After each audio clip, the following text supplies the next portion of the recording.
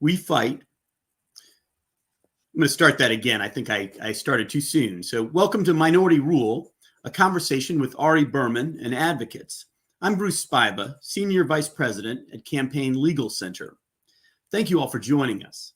CLC is a national nonpartisan organization working to advance democracy through law at the federal, state, and local levels. We fight for every American's right to participate in the democratic process. We believe our democracy should be transparent, accountable, and inclusive. Most Americans agree on a fundamental principle that in our democracy, free and fair elections rely upon every voter having the ability to make their voice heard. But what that looks like in practice and who our democracy includes doesn't always align with that ideal. At the country's inception, the right to vote was strictly limited in most states to white property-holding men.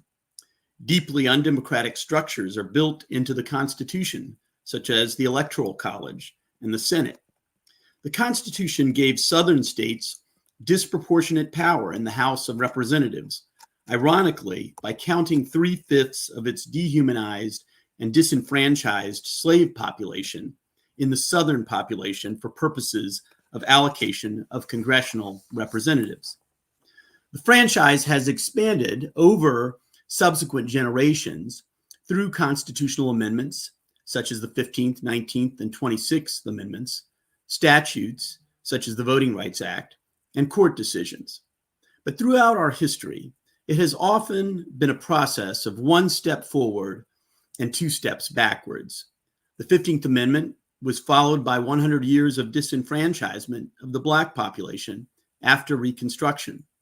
The Voting Rights Act of 1965, itself paid for by the blood of civil rights activists, ushered in a new era of minority voting participation and representation, but only with decades of battles in the courts to enforce its terms, and major amendments in 1982 to clarify its breadth. Recent Supreme Court decisions, most prominently Shelby County and Brnovich, have led to a wave of vote suppression laws in states around the country, and the pattern of voting rights expansion and retrenchment continues. Minority Rule, a new book by celebrated voting rights journalist and author Ari Berman, digs into this landscape, weaving historical narratives together with modern analysis and data to paint a broad picture of the impact of anti-democratic attacks on the freedom to vote. Before we start our discussion, I would like to go over a few housekeeping items. During the conversation, please use the comment section on LinkedIn and YouTube to submit your questions for members of the panel. At the end of the panel, we'll do our best to answer every question, but in the interest of time, we may not be able to answer all of them. And if we're not able to answer your question today, and you are a member of the press, please email your questions to media@campaignlegal.org. If you are a member of the public and we're not able to answer your question today, please email info@campaignlegal.org. Now I'd like to introduce our today's panelists. First, I'd like to welcome Cliff Albright, co-founder of Black Voters Matter, which builds community and organizational capacity related to Black voting power. Black Voters Matter received national attention for their work in the 2017 Senate race between Doug Jones and Roy Moore. And since then, Cliff and the Black Voters Matter team have traveled throughout 13 primarily Southern states in, quote, the blackest bus in America, energizing voters and exposing voter suppression. He and his team recently played a critical role in the 2020 election cycle, including the historic Georgia runoff elections for U.S. Senate. Next, joining us is Ari Berman, author of Minority Rule, a national voting rights correspondent for Mother Jones and a reporting fellow at Type Media Center. He's the author of Give Us the Ballot, The Modern Struggle for Voting Rights in America, and Herding Donkeys, The Fight to Rebuild the Democratic Party and Reshape American Politics. His writing has also appeared in the New York Times, the Washington Post, and Rolling Stone, and he is a frequent commentator on MSNBC and NPR. Finally, we welcome Katie Fahey, Executive Director of The People, a nonprofit organization committed to sharing the lessons learned in Michigan with voters across the ideological spectrum in all 50 states, bridging political divides and supporting nonpartisan good governance reforms nationwide. The People focuses on nonpartisan, citizen-led civic engagement, deliberative democracy, and consensus building processes. Thank you for the members of the panel for joining us today for what I'm sure will be a very interesting conversation. Ari, let me start with you. The 2013 Shelby County decision gave way for states to put policies in place that undermine the freedom to vote for Black and brown voters, especially in the Deep South, but elsewhere as well. And one notable example from your book is Georgia's quote-unquote exact match policy, which prevented tens of thousands of Georgia voters from making their voice heard in the 2018 governor's race. How else has Shelby County helped to entrench minority rule, and what can advocates do to fight back? Well, good question, Bruce. And first off, thank you to the Campaign Legal Center for hosting this event. And thank you so much, Bruce, for participating. And it's great to see Cliff and Katie, two of my favorite people in the voting rights world, on this discussion as well. So I think Shelby County versus Holder was a really important turning point in a very bad way for our democracy, because I think the Voting Rights Act of 1965 really made the promise of multiracial democracy real for so many people who had been shut out of the democratic process until then. And so when the Voting Rights Act was gutted, first off, there was real tangible things that happened, which is that discriminatory laws that were previously blocked, such as a voter ID law in Texas where you could vote with a gun permit but not a student ID, were allowed to go into effect.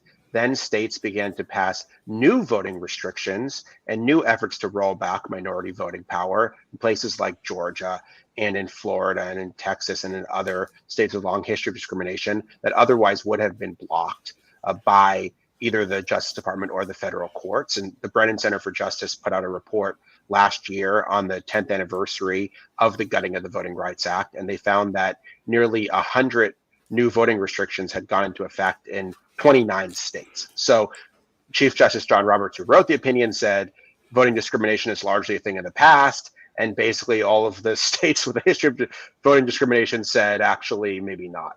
But then I think there was also a symbolic effect as well, which is that because the Voting Rights Act represented the United States becoming a true multiracial democracy, the gutting of the Voting Rights Act represented an effort, I think, by those people that did it to turn away from multiracial democracy. And a lot of people think that the crisis of American democracy that we're facing right now began with Donald Trump. But I think if you look at things like the gutting of Voting Rights Act that occurred in 2013, you see that the crisis that we're facing right now in many ways predated Trump. Thank you, Ari. Cliff or Katie, do you have anything you want to add to that?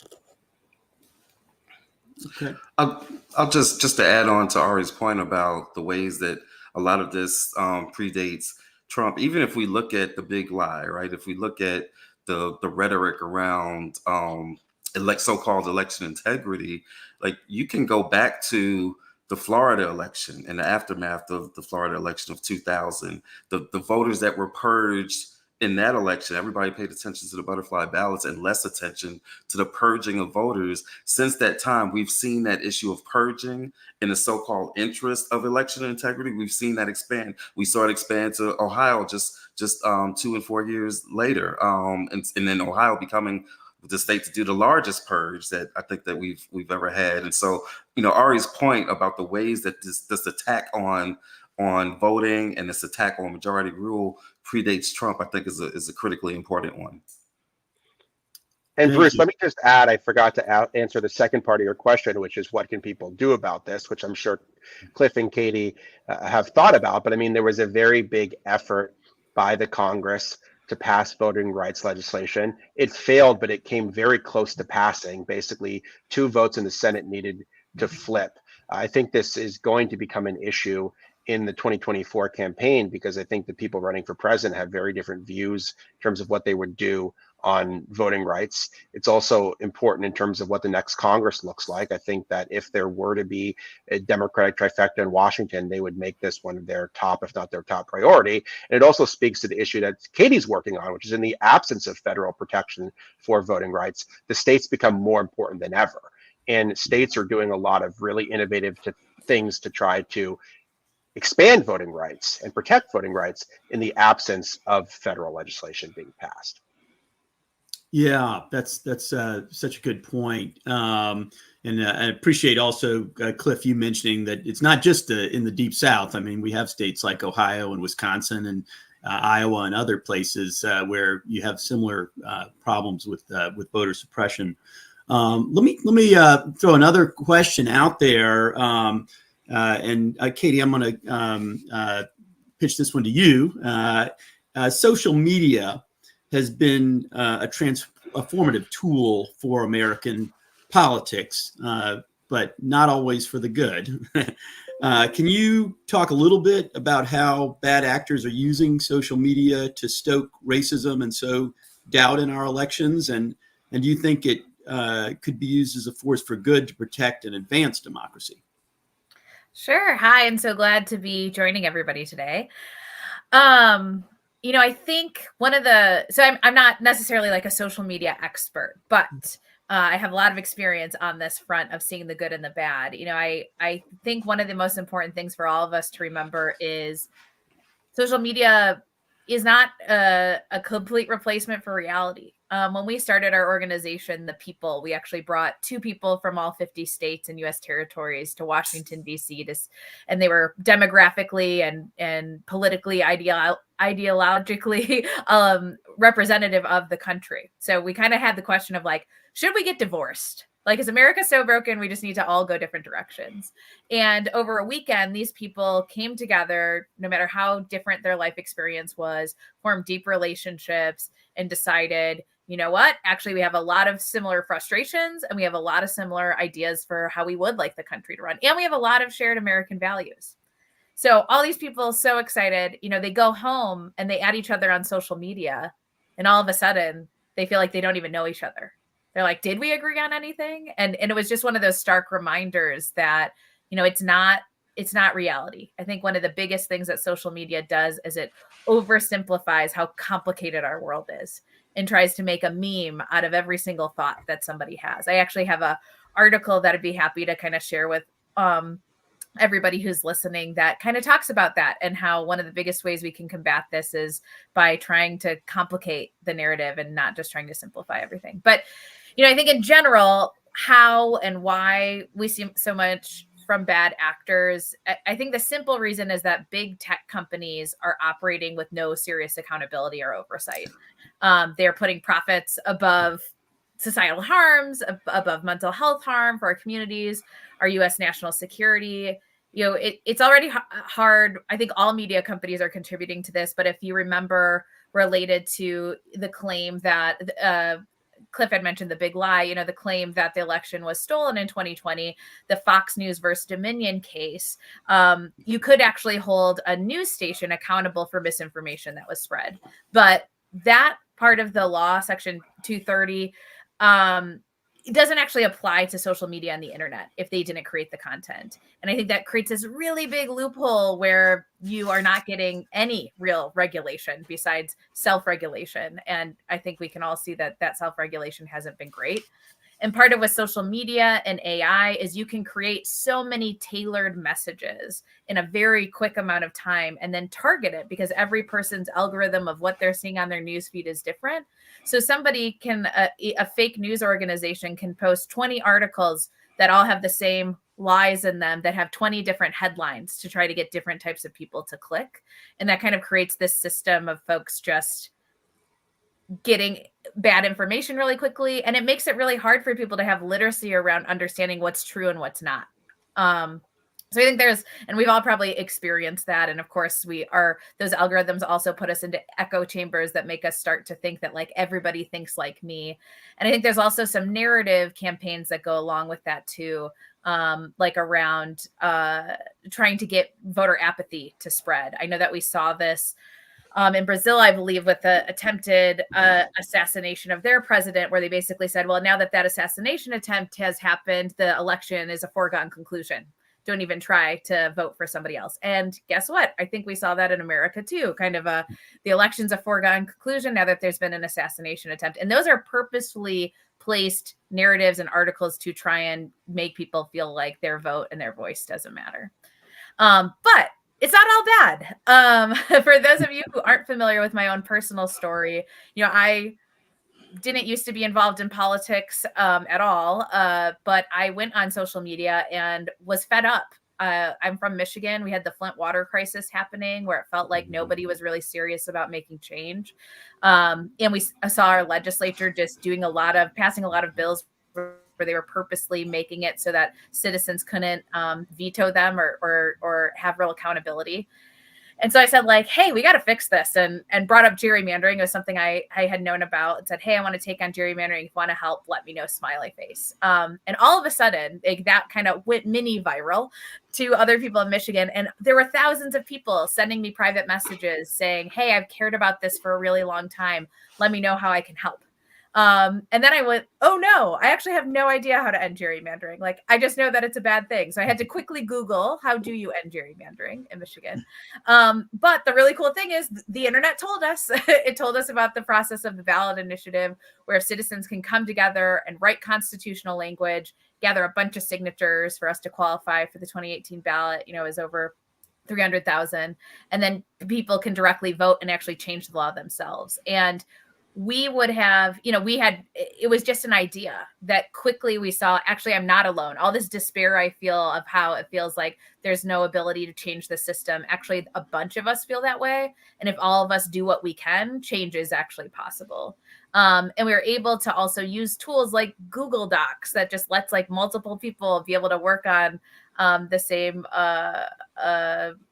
like document at the same time. And so it allowed us to kind of have more resources in a way by organizing online. And I think you even see that with the Kamala Harris, who is, just stepped into the ring, and you see all this internet, social media mobilization, the most money that's ever been raised in, 24 hours, I think, for a candidate. None of that would have been possible, I don't think, without the internet, if you had to kind of do a more old school way of organizing, at least at the speed that it is. So I think when we look at what are the ways we can connect to each other, what are the ways we can build those relationships and share our personal shared lived experiences, I think that's where social media can be positive.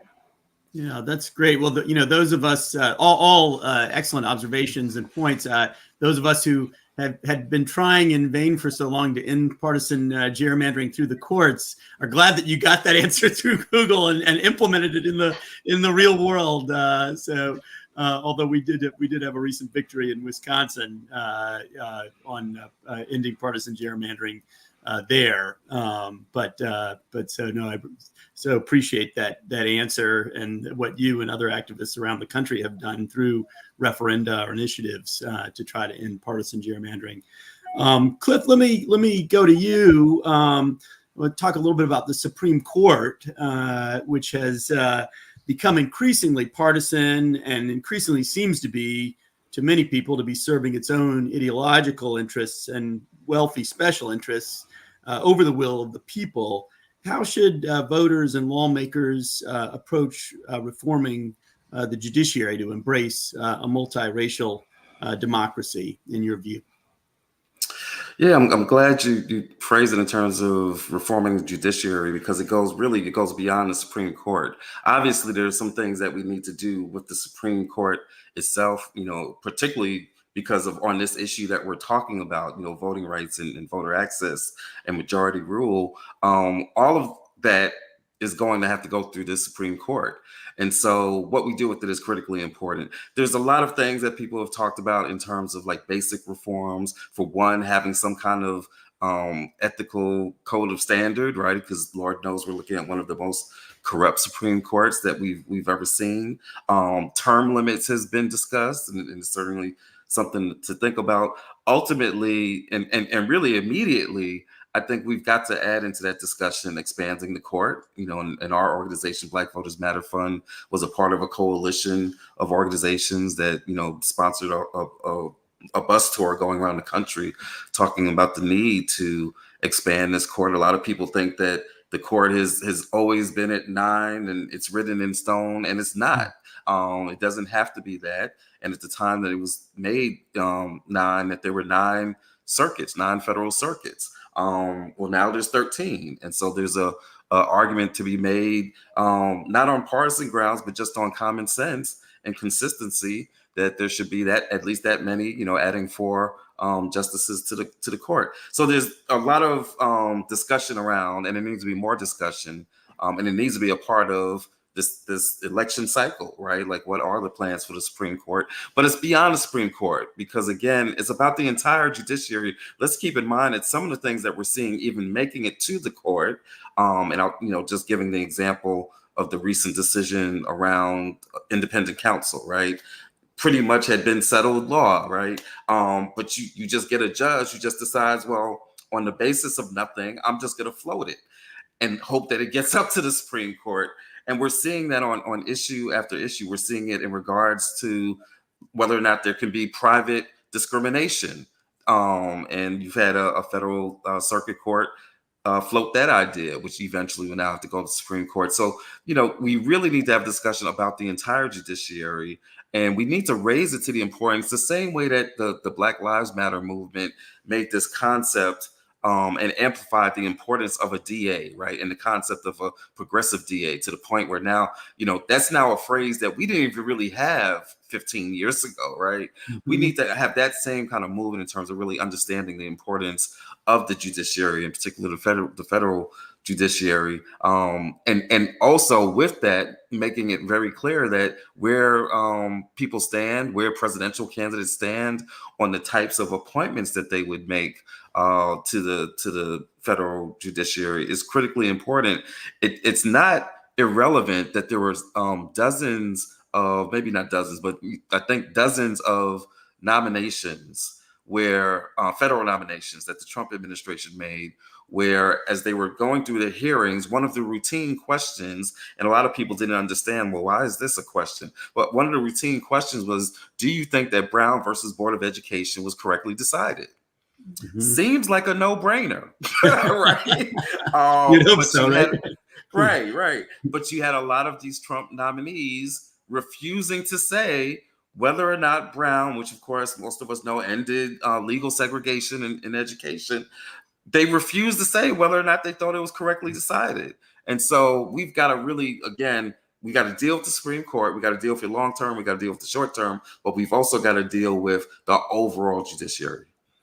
Yeah, no, that's such good points. I mean, and you know, just highlighting the point about everybody thinks about, or many people think about the Supreme Court, but for many cases, the circuit courts are the court of last resort, you know, and so they're enormously influential. And state courts also make a difference. I mean, Wisconsin, we saw a change in the composition there, and that resulted in finally undoing partisan gerrymandering there. And similarly, we had to go the other way in North Carolina. So I think excellent points. Anything you want to add on that, either Ari or Katie, before we go on to the next question? Yeah, I would just add that, well, first off, just think about how different the 2024 campaign would be right now if Trump was facing an actual trial for versus not just the classified documents, but inciting the insurrection. I mean, the only trial that was held was on arguably the least important of all the issues, right? And because of the Supreme Court, we're not going to have a trial on the most important issue. And really, the most important issue that goes to the heart of this whole discussion, because the insurrection was the most blatant attempt to overturn the will of the majority in modern times. And so it really crystallizes the central danger facing American democracy. And the fact that that is not even going to be an issue in this campaign is really, really shocking. And to me, it shows that the Supreme Court, one, it's anti-democratic. We know that based on not just its composition, 5 of 6 conservative justices appointed by presidents who lost the popular vote, confirmed by senators representing a minority of Americans, but then it's done all this undemocratic stuff, gutting the Voting Rights Act, upholding partisan gerrymandering, et cetera, et cetera, et cetera. It's clearly at odds with public opinion on things like gun control, abortion rights, et cetera. But the most alarming thing is how authoritarian it's become, that the court is supposed to act as checks and balances on the other branches of government. And if the court is basically giving a green light to authoritarianism, then the guardrails for democracy are radically shrunk. And so I think that the court, to Cliff's point, needs to be a much bigger issue in the election. We haven't really heard about it much. I mean, it's kind of amazing because they came up with this incredibly insane immunity decision that went against what so many people thought they were going to do. And then it just evaporated as a topic because it was Biden and Trump, and the whole election was Biden and Trump. And my hope is that now that we have a different election, one that will theoretically, and I say theoretically because we all know what's going to happen, but theoretically more about issues, right, than two cults of personality, is that hopefully we can start talking about these things that really impact democracy. And the Supreme Court is critically important, and not just who you would appoint, but what you're going to do about it, right? Because Democrats have power right now with vis-a-vis Congress that they're not using. They control the Supreme Court's funding.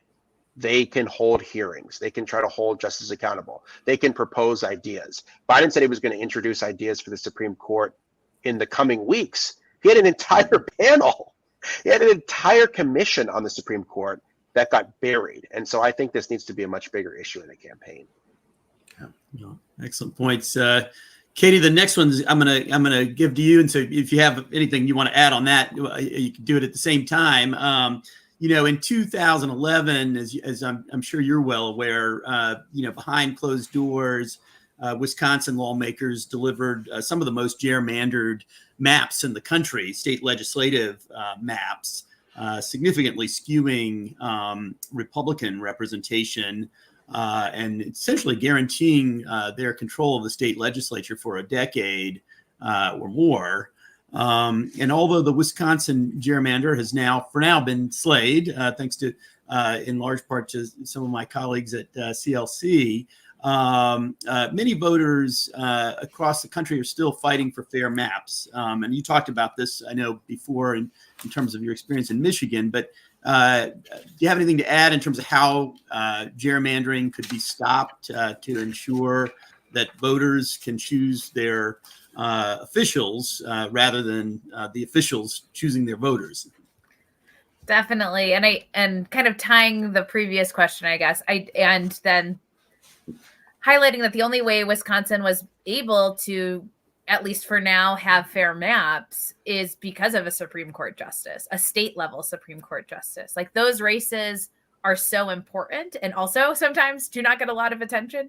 And I think they're one of the only ways, especially as we see the Supreme Court, the federal Supreme Court, kicking more things down to state rights where states will decide this. The Supreme Court is the only check and balance left against a legislature that might completely be ignoring the will of the people or their own state's constitution. And so it's vitally important that those races are paid attention to and that they are asked questions about redistricting and understand that that's an issue that voters actually care about.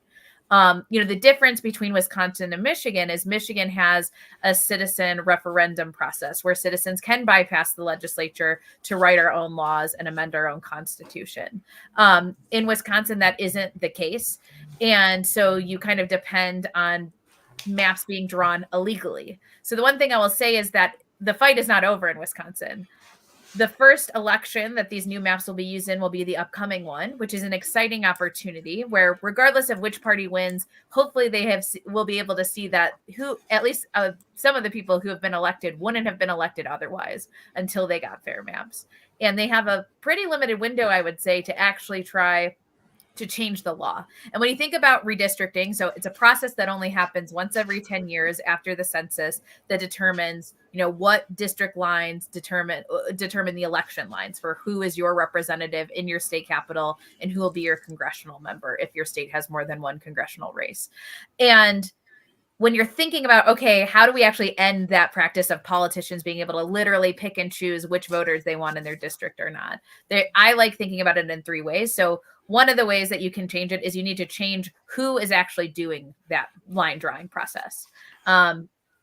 Is it politicians? Are you guaranteed that there'll be bipartisan support? The model that is most popular in being able to prove that we can actually end gerrymandering is an independent citizens redistricting commission, where you completely remove the power from legislators and give it to an independent body of everyday citizens, who then, the second way to really look at, are you successfully ending gerrymandering, is they have really specific criteria they must follow in order to draw these lines, which in almost all states, there's maybe suggestions of criteria, but there isn't real criteria that they're following to determine whether something is fair or not. And in that criteria, you can make gerrymandering illegal by saying, the lines cannot be drawn to favor an individual person running for office or party disproportionately from how the voters vote. And because that ends up being in a constitution, like in Michigan, if you do have the ballot initiative process, then it becomes really easy to bring a lawsuit against a commission if that is suspected to be violated, which is really good, because right now when the legislature is drawing it and they don't have criteria, there's very few ways that you can take legal action to try and actually eradicate gerrymandering. And then the third way to just pay attention, so looking at the criteria, making really specific criteria for how the lines must be drawn so that those make it really clear on what is fair and what's not. And then the third is just like looking at the process overall. So is all the data that's being used when drawing these maps public information? Are there required hearings in different parts of the state where citizens are required to be listened to on what they would want to hear from on how the maps should be redrawn? Those might be some smaller changes that some states where their legislature isn't interested in fully giving up their power could start trying to implement before the next cycle, that can at least create a larger paper trail for the legislature either listening or completely disregarding what citizens want. But the exciting thing I think we've seen is that it is possible to end gerrymandering. And when you do that, it has monumental impacts. In Michigan, it previously, in elections where it was gerrymandered, the party that was gerrymandering would get 49% of the popular vote, so not even 50%, and yet have a super majority of seats allocated to them. So they wouldn't even have to listen to someone from the other party in order to pass laws, even though they had the minority. And now Michigan has ran its first elections with these new maps, and 51% of people voted for one party and 49% of our state voted for the other party. 51% of the seats were allocated and 49% of the seats were allocated. It was an exact match for how people were voted. And the only way that was possible was because the citizens of Michigan decided to pass a constitutional amendment to instate an independent citizens redistricting commission. Yeah, those are all excellent points. And I know as someone who's litigated these cases, all things that would have been helpful, in trying to attack a partisan gerrymander. It's interesting also, you did it through initiative, that you got pretty high bipartisan support among the people, right? It's the leaders that are really the ones who are trying to push the gerrymandered maps. It's not people talk about how divided we are, but there's actually general agreement on this, isn't there? Totally, completely. We see over and over again, no matter what the state is, that people are sick of politics as usual, and they understand that they are not being listened to. Even if their party is the one gerrymandering, they still are getting candidates that get locked into office who aren't afraid of their voters, that are more interested in listening to lobbyists or party donors rather than the actual people who are impacted by the decisions or the inaction of our legislators. And so we've seen, states like Michigan and Oregon and Arkansas, North Dakota, South Dakota, a bunch, like 20 different states who are all trying to make independent redistricting happen, regardless of whether they're a majority blue or red. And that's red and blue, yeah. Yeah, exactly. And I think that is what's really important, is like the American people want just a fair system that they can trust, where a voter isn't discriminated based on who they vote for. And it's kind of a universal value across America, unless you're in the political class who wants to gerrymander for short-term benefits. That's right. Well, and I think that's a really important point that Katie brings up, which is that when you can take things out of a D versus R context, there's a lot more agreement on it than you otherwise would think, right? So Michigan's basically a 50-50 state in terms of Democrats versus Republicans, but then you put things before the voters, not just on gerrymandering, but a lot of different issues. And you see that 2/3 of people, more or less, share the same values. And I think there's a lot of lessons for voting rights there, because one of the reasons that the Voting Rights Act had such broad bipartisan agreement in the Congress and the courts for so many years is because it wasn't viewed as a purely partisan issue, right? But the more it's, okay, if you're for the Voting Rights Act, you're a Democrat. If you're against it, you're a Republican. That's a dangerous situation. And that's how support for things like the Voting Rights Act begin to erode. And so to the extent that we can try to build up these bipartisan coalitions or these nonpartisan coalitions on the local or state level, I think it's a potential model for moving forward at a time when the country is otherwise, quote unquote, divided. Yeah.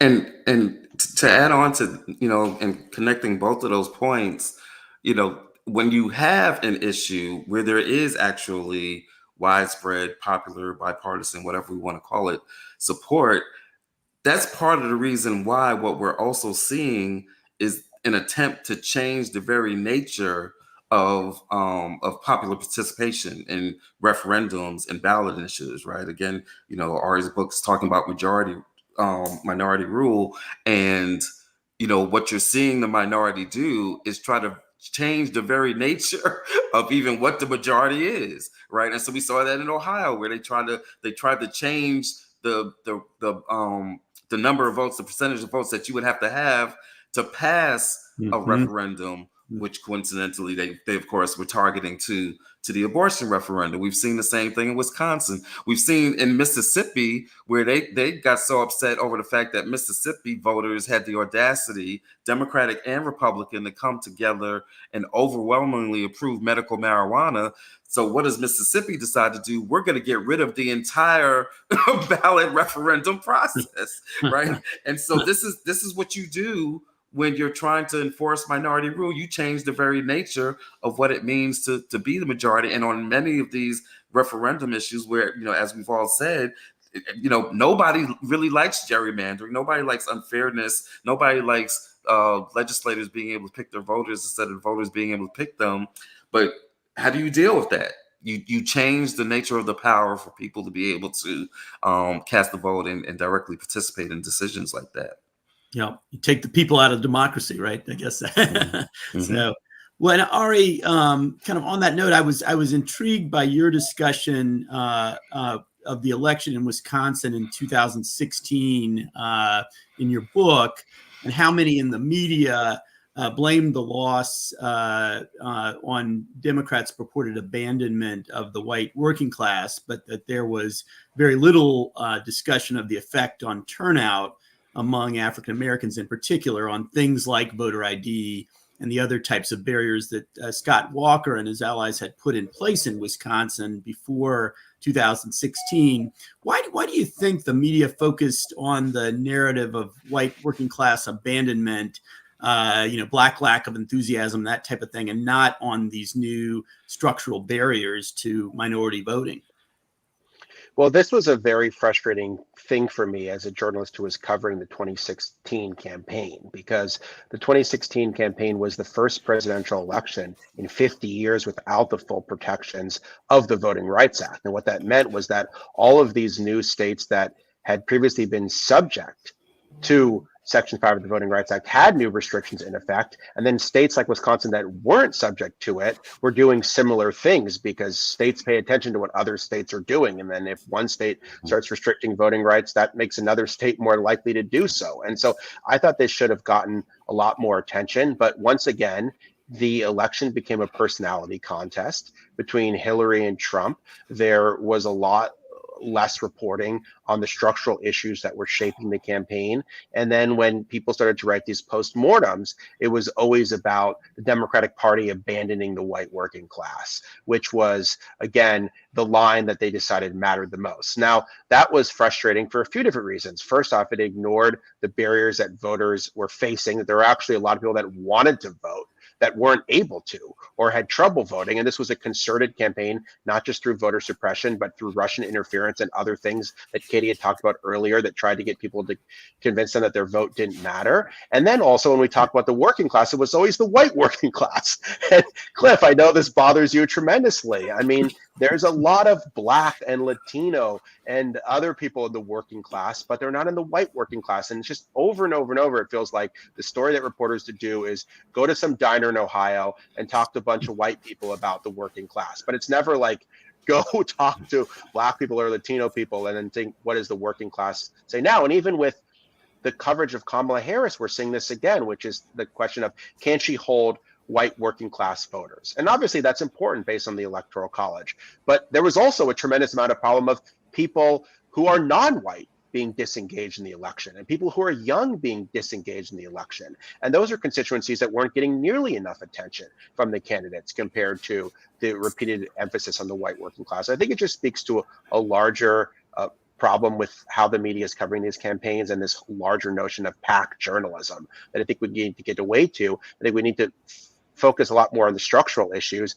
and even just like at a more basic level, question why the system is the way it is instead of how it exists right now. For example, we're back to talking about 6 battleground states contesting the election.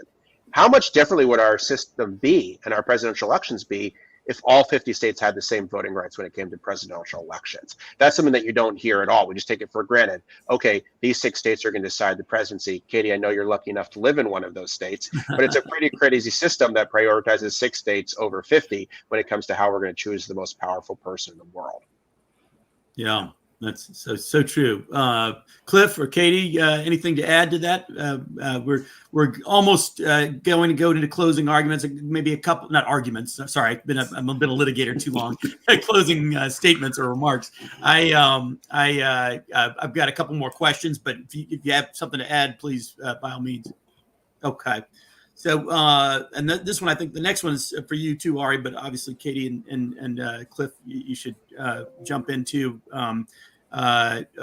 false claims of non-citizen voting and other types of voter fraud have run rampant in recent years. But as people like Lorraine Manidi and others have documented, it's not the first time that partisan actors have made false claims of voter fraud, often to justify suppression of the minority vote. And I want to ask a couple questions at once about that. You know, what's different, if anything, about the claims being made today, and how might they disrupt the upcoming election? And how can false claims of voter fraud be countered in the court of public opinion, as polling suggests that a significant portion of the electorate has bought these claims?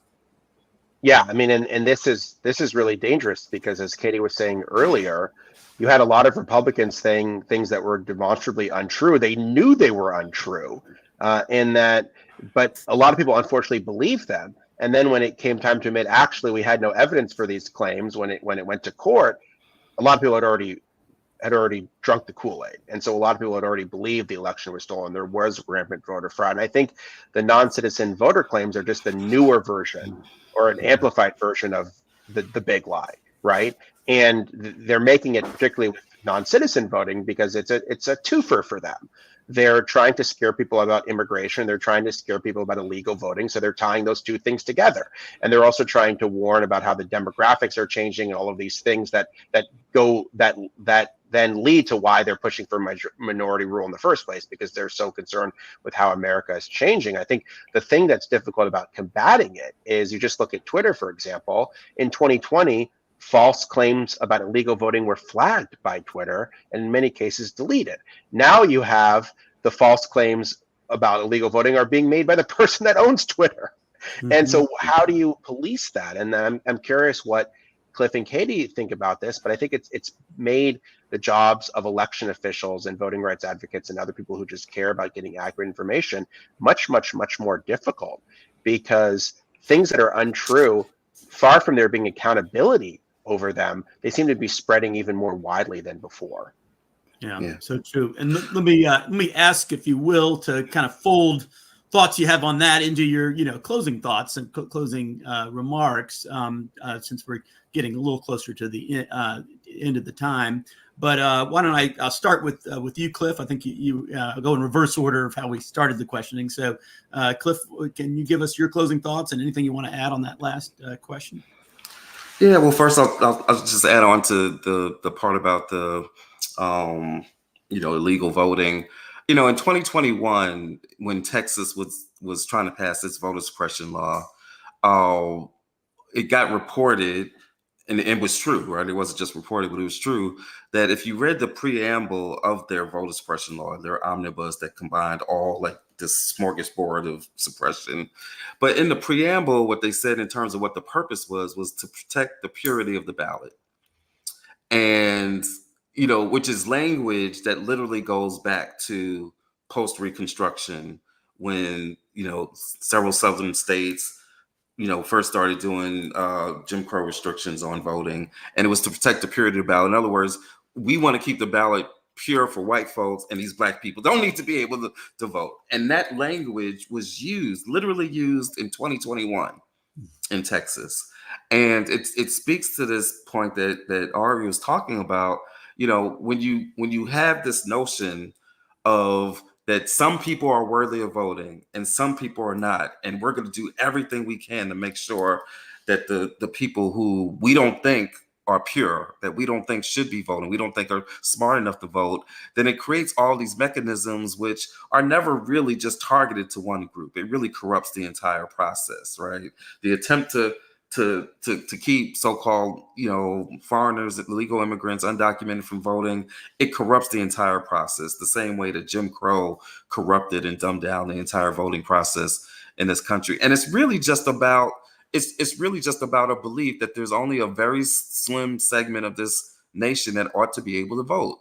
And that's white, male, Christians with money, and straight, or at least pretending to be straight, because we know historically some of them, when I say straight, heterosexual, we know that some of them were in fact not what they were pretending to be. And so, that's what a lot of this is about. It's about power and who's entitled to have it. One of the questions we didn't get to was about the similarity between the voter suppression states and the anti-Black history states, and I would even throw into that the states that are attacking abortion rights. If you had a Venn diagram of the states doing all those three things, it would almost be a perfect circle. The states that are being most aggressive on restricting voting, most aggressive on burning books and banning books, and most aggressive on trying to control women's bodies. And so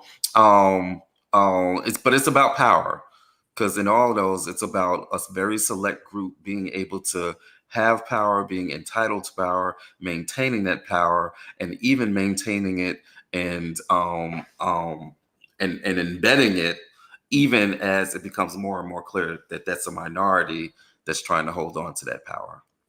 The good news is, and I'll end it here, because it's important that we have a sober assessment, but it's also important that we don't sit in that sober assessment. And so, as always, it's important to end it on the good news, which is we have the power to change this. At the end of the day, it's a minority group trying to hold on to power, which by definition means there is more of us. And we have the power to change this. We've won victories. We've won victories in all these states, in Wisconsin and Michigan and Georgia, even in some of the red states. So we have the power, as long as what we recognize is that there truly is more of us than them, that we truly do have more in common than we have that separates us.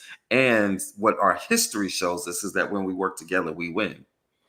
Yeah, so well stated. We used to say, Cliff, I don't know if you go back, but word up, onto all your points. I know it's kind of outdated now, I guess. But so, Katie, I'm gonna go to you next for your closing thoughts. Anything you want to add? Sure. And related to the question, I think about it in two ways. I think we need structural change. We need to add accountability for bad actors. So that starts with social media companies who are not being regulated for helping spread misinformation. And we need to be unafraid of regulating them. There are so many people who are, and if we want to save our democracy, if we want accountability, if we want the mental health of our entire nation to improve, like, we have to actually do that. We need to clarify checks and balances at the state level. This is something Michigan had to do, being one of those states that was targeted with the 2020 lawsuits that were happening. We saw that our laws, they did hold up, thankfully, but there was room for clarifying, like, what are specific roles of different people? What does certifying an election mean? And how much wiggle room do you or don't you have? These are things that I think we previously took for granted, that, like, every state needs to be looking at how do we actually strengthen and make sure that it's really clear that there are different roles and checks and balances. And the ballot initiative, it is such an important tool that unfortunately only half of our states have, but that doesn't mean other states couldn't have it again one day, and we should fight for that.